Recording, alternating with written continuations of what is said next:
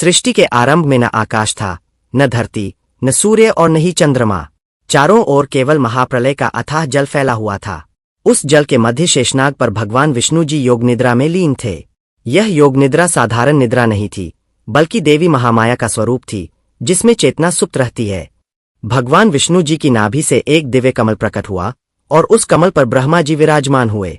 ब्रह्मा जी सृष्टि की रचना करना चाहते थे, परंतु चारों ओर फैले शून्य और जल के कारण वे असमंजस में थे।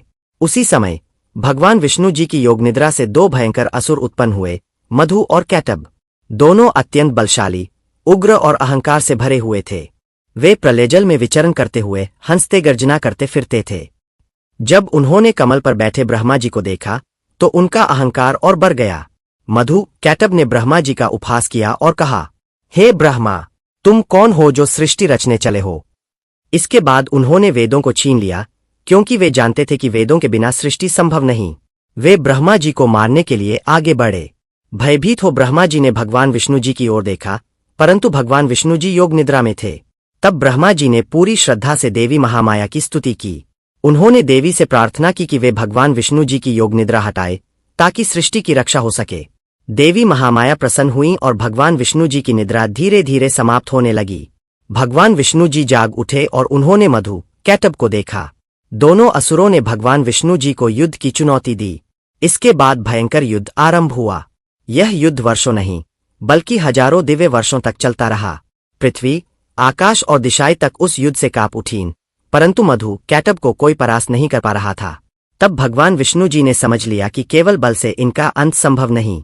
उन्होंने माया और बुद्धि का प्रयोग किया।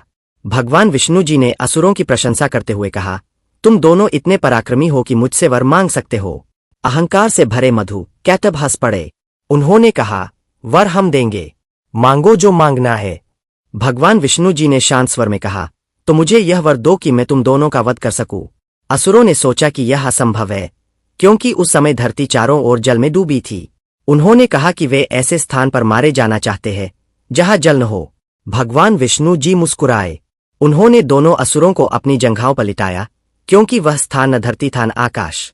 उसी क्षण उन्होंने अपने सुदर्शन चक्र से मधु और कैटब का वध कर दिया। असुरों के वध के बाद वेद पुनः ब्रह्मा जी को प्राप्त हुए।